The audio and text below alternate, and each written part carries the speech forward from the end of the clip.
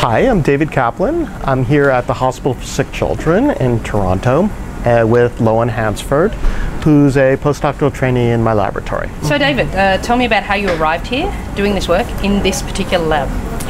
Well, I flew here on a plane. Oh, come on, David, get serious. So I arrived in Canada about 10 years ago or so, and I came to Sick Kids about 7 years ago. Our lab, which is joint with Frida Miller's lab, has about 25 students and postdoctoral fellows and trainees. And we do lots of fun things. We mostly have to do with stem cells in the brain, the nervous system, and in cancer.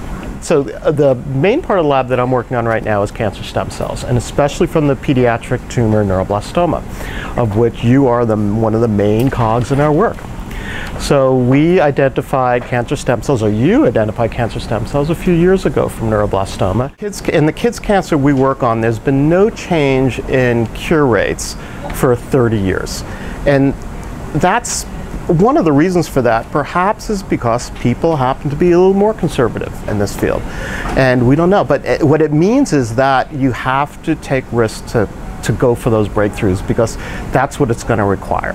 That if there are hundreds of people that have been working on this cancer and things haven't been happening, then it's up to us to really take those chances. What else inspires you in your day-to-day work? A lot of what inspires me is the people that work with me, which includes all the trainees. And of course my wife, I have to mention that on video. It's, so the environment's amazing, but also what's unique about Sick Kids is the close collaborations, interactions we have with nurses, clinicians, and especially patients and their families. So one of the things we do here each month is have lab tours for kids who have neuroblastoma, their parents, their families and friends, so that we can show them what we do. So what's a scientist's life like?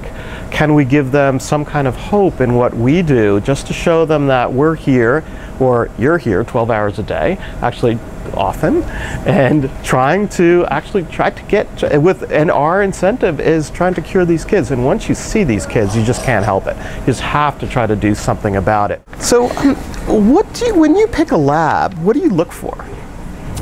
Yeah, so I think I hit the jackpot when I came to the Kaplan Miller lab. I was looking for a lab that studied neuroblastoma, but I really wanted to look at neuroblastoma from a stem cell perspective.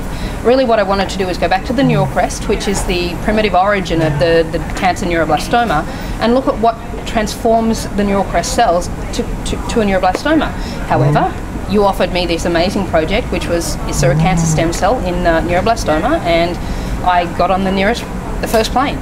I think I'm pretty sure it was the first plane after you offered me the job that I got on and came to the lab, and I have no regrets. The mentors that I had were really leading by example. They were incredibly creative, and that's what they asked for in students. It's, science is really 90% hard work, but it's that 10% of creativity where you're able to just come up with some breakthrough, which is amazing when it happens. And it's remarkable because all you want to do is talk to everybody and say, look what I've done. So if we have a great idea that we think is revolutionary or is going to change the way we look at cancer, for example, we're not scared to go out and tell people about it, because let's face it, with kids where 2/3 of them are dying from cancer, this cancer in particular, we need to do whatever we can to get those survival rates up.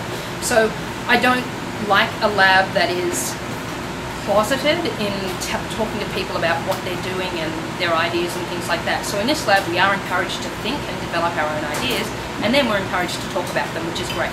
I was a bass player growing up in Manhattan and New York City, so I played the jazz bass. So that was my vote. That's what I wanted to do, until I realized that if you're not quite good enough, you're going to be playing in a lot of weddings and bar mitzvahs, and that's really not going to be that fulfilling a life.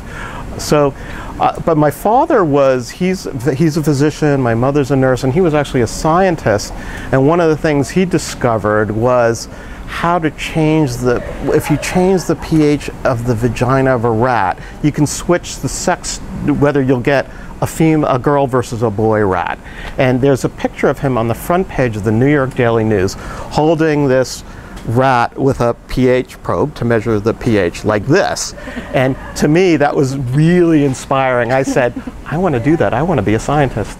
So what's your favorite Australian snack food? Oh my God, it goes without saying. Vegemite. And Tim Tams come a close second, but Vegemite for sure. I had it for breakfast this morning. It's my comfort food. Isn't Vegemite what we grow our bacteria on? Oh.